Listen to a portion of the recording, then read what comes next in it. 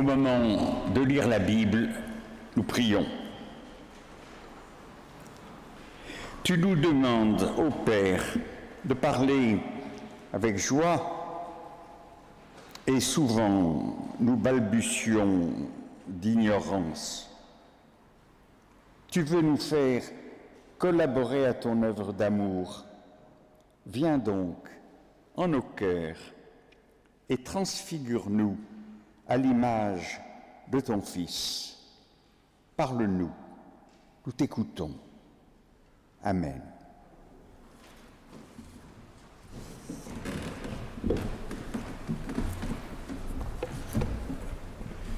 Nous lirons ce matin dans le premier chapitre de l'évangile de Marc, les versets 4 à 13.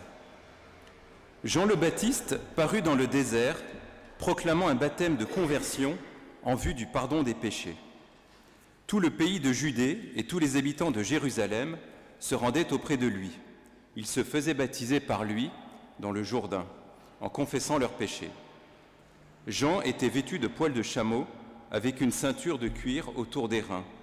Il se nourrissait de sauterelles et de miel sauvage. Il proclamait « Celui qui est plus fort que moi vient après moi, et je ne suis pas digne, en me courbant, de délier la lanière de ses sandales.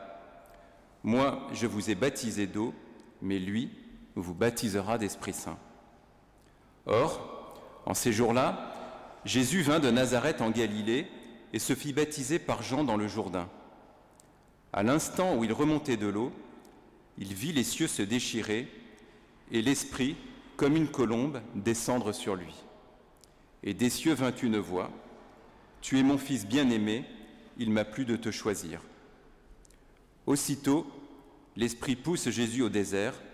Durant 40 jours au désert, il fut tenté par Satan. Il était avec les bêtes sauvages et les anges le servaient.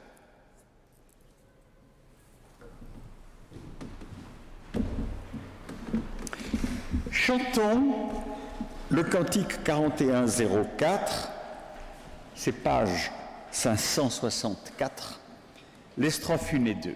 Levez-vous, chantons.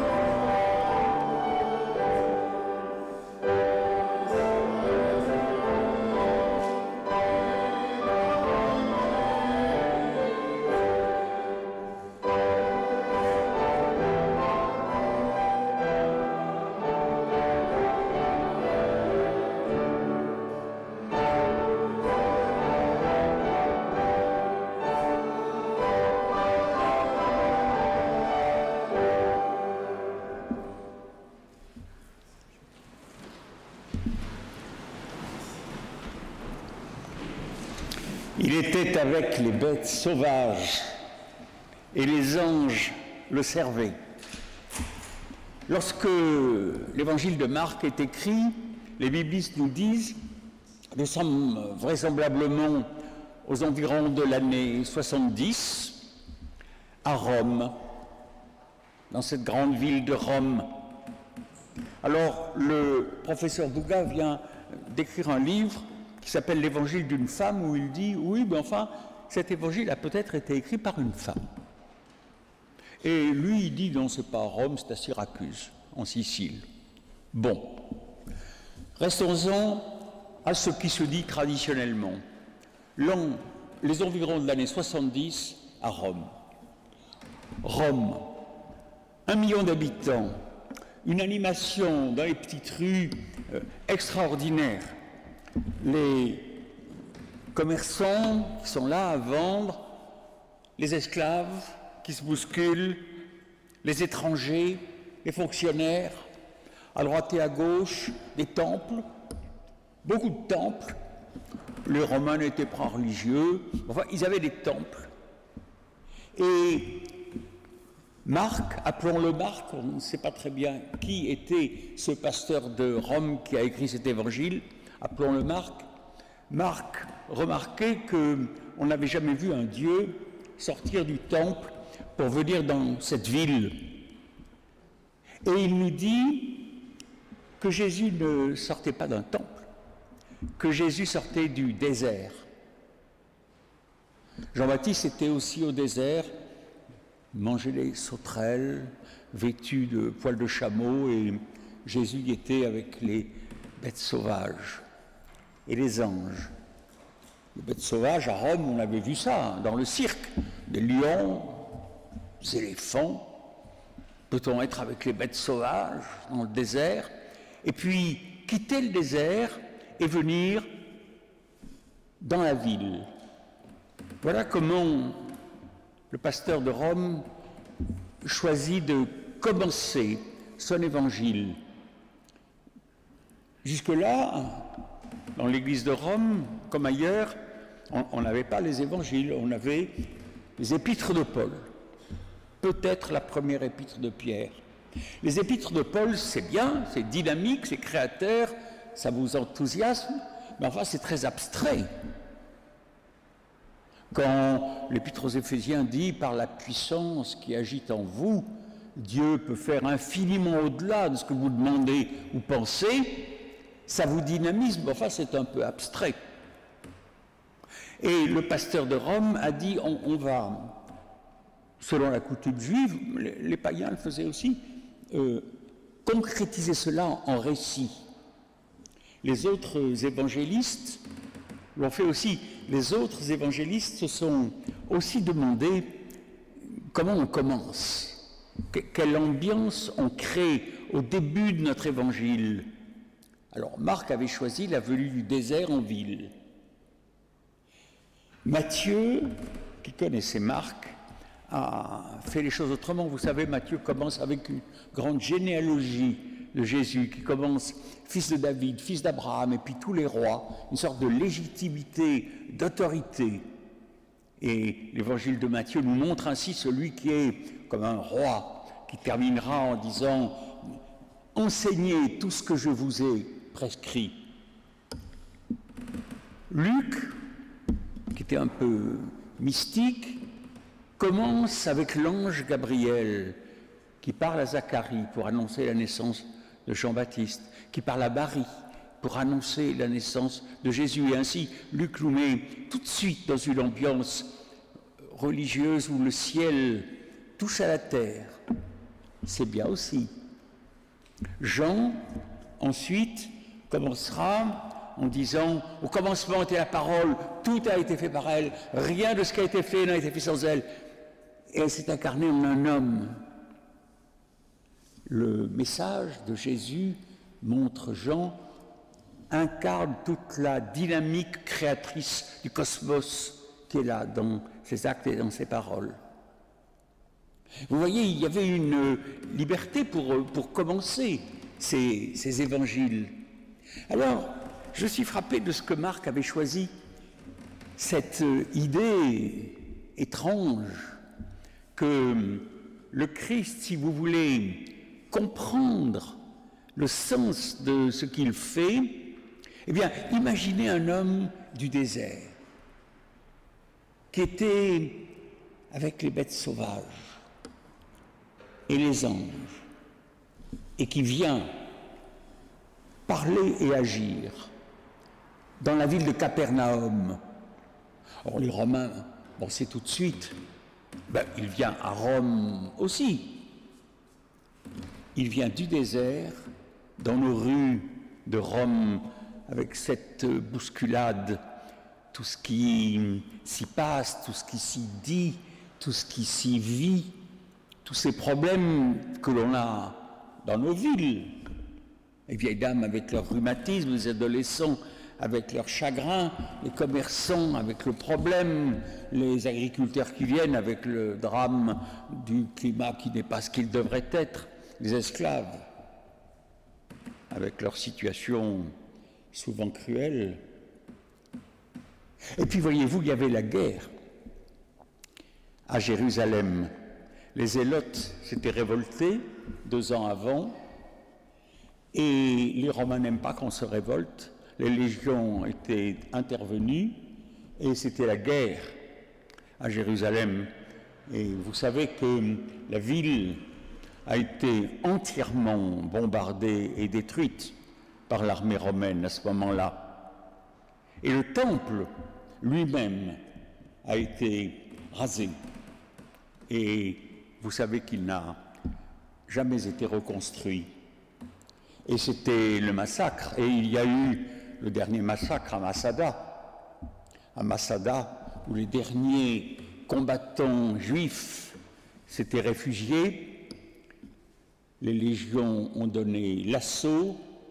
Quand ils sont arrivés dans Masada, tous les défenseurs et leurs familles s'étaient suicidés. Il y avait 900 cadavres d'hommes, de femmes et d'enfants qui s'étaient suicidés pour ne pas tomber aux mains de l'armée romaine. On savait tout cela à Rome. Dans l'église de Rome, il y avait des gens d'origine juive qui avaient leur famille là-bas. Peut-être à Masada. Il y avait des soldats qui étaient peut-être en permission, des soldats qui avaient peut-être participé à l'attaque de Masada.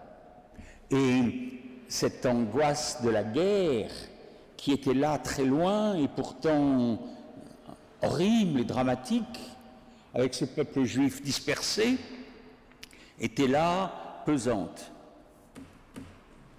Les esclaves, ça ne les intéressait pas du tout. Mais enfin, ils entendaient leur maître vivre ce drame. Et c'est dans cette ambiance-là que Marc choisit de dire, eh bien voyez-vous, dans cette ambiance, dans cette ville de Rome, c'est comme quand Jésus entrait à Capernaum tout de suite, en sortant du désert, avec l'esprit plein du silence, du surnaturel, de l'étrangeté du désert, et qu'il vient à Capernaum, et on comprend, et qu'il vient à Rome, parler et agir.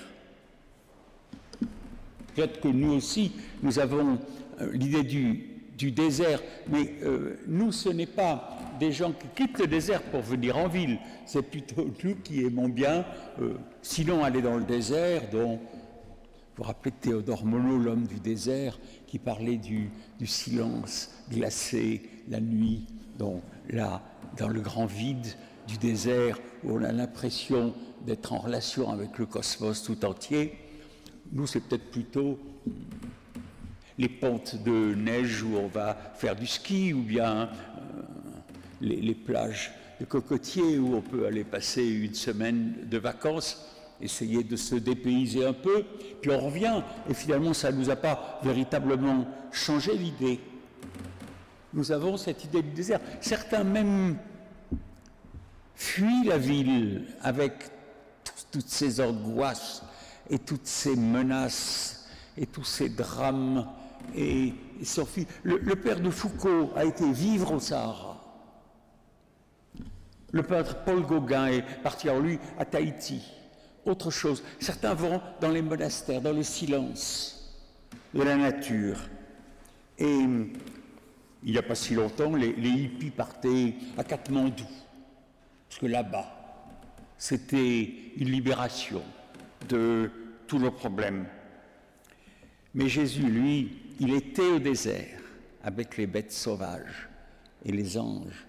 Et il vient à Capernaum, et il vient à Rome, et avec son regard de l'homme du désert, il parle et il agit. Et les gens sont saisis de ce qu'il dit, de ce qu'il fait, de ce nouveau regard. Un regard qui est davantage dans la transcendance de l'humanité qu'il discerne chacun. Parce que voyez-vous, quand on est au désert et qu'on rencontre quelqu'un, la première question n'est pas sa profession, sa réussite professionnelle, son fameux niveau de vie. C'est est-ce qu'il a de l'eau dans sa gourde? Est-ce qu'il a une couverture pour la nuit glacée? Est-ce qu'il peut vivre, cet homme, cette femme? Et Jésus, lorsqu'il arrivait à Capernaum, à Rome, à ces citadins dont je viens de dire, tout ce qu'ils vivaient, et que dans toutes les villes, chez nous aussi, nous vivons, ce qu'ils faisaient et disaient était saisissant, et on aimait les lire. Par la puissance qui agit en nous, disait Paul, il peut faire infiniment au-delà de ce que nous demandons ou pensons. Et Marc dit, mais concrètement, c'est comme un paralysé, voyez-vous, que Jésus pardonnait et faisait marcher. Pardonner, c'est lui dire, le poids de ta culpabilité ne pèse plus sur toi, tu es pardonné. Et les pharisiens disaient, mais enfin, ça n'est pas le Yom Kippour, et il ne s'est pas repenti. On n'est pas dans les rites et dans les façons de se conduire traditionnellement. Non, c'était le regard du désert. Quand on voit quelqu'un, on ne se demande pas s'il est coupable ou s'il n'est pas coupable. On se demande s'il a de l'eau dans sa gourde et s'il peut marcher. Et Jésus fait, on ne peut pas faire marcher un paralysé.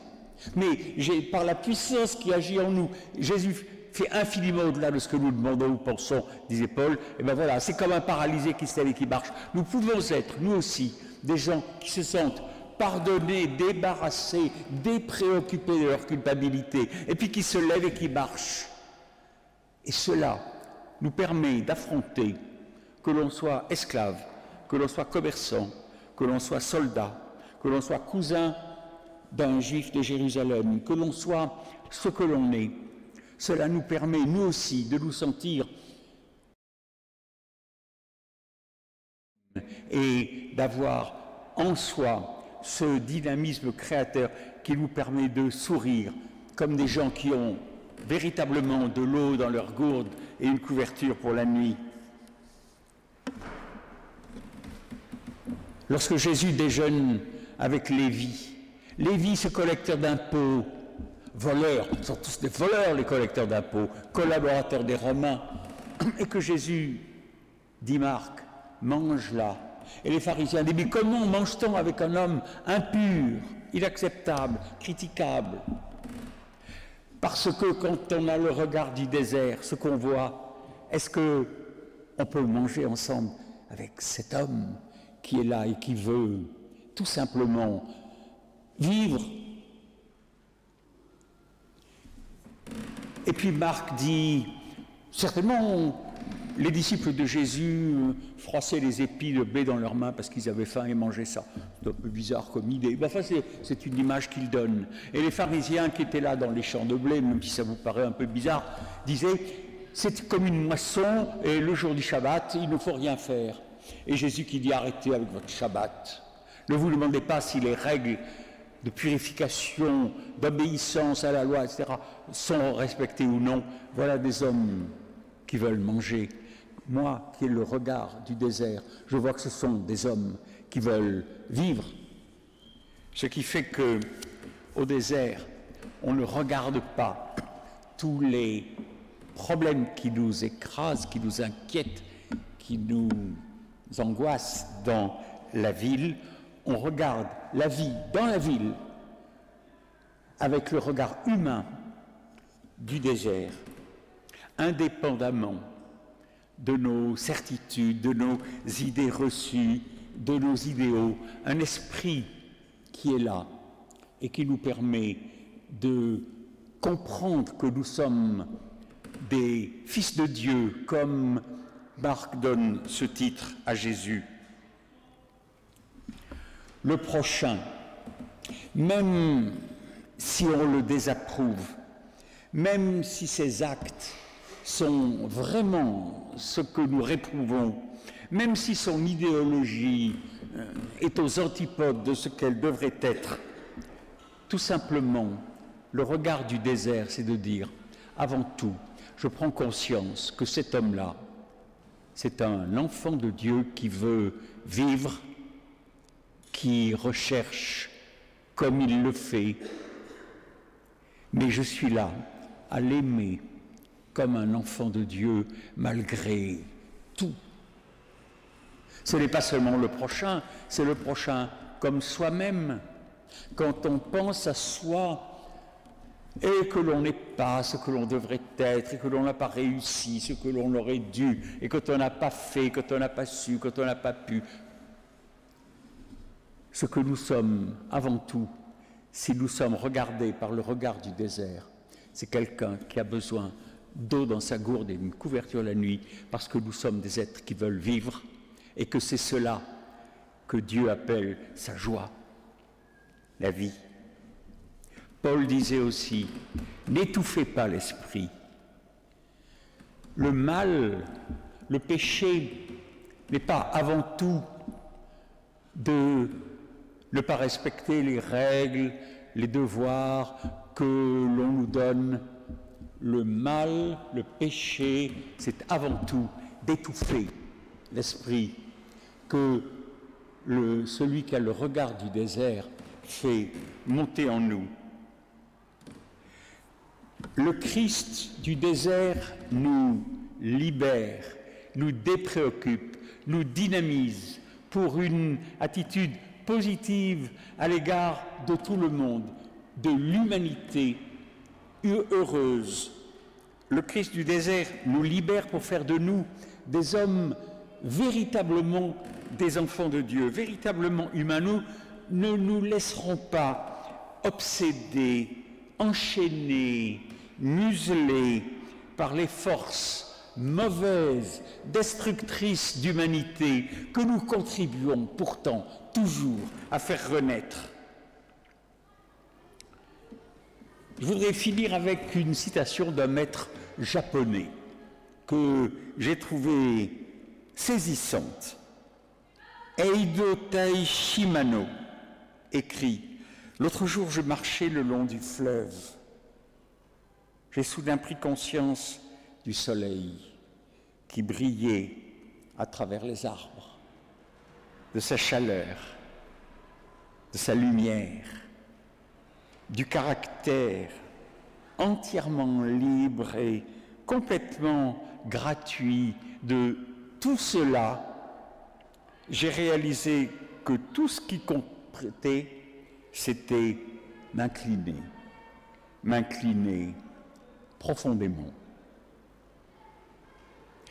Et je vous ai fait mettre sur la feuille que vous avez dans les mains un petit dessin qui sont des gens qui ne s'inclinent pas, mais, et c'est bien aussi, qui dansent dans la joie, dont je pense que c'est peut-être la joie de Dieu. Et vous ne savez pas si ce sont des hommes ou des femmes, des noirs ou des blancs, des gens riches ou des gens pauvres, des gens bons ou des gens mauvais.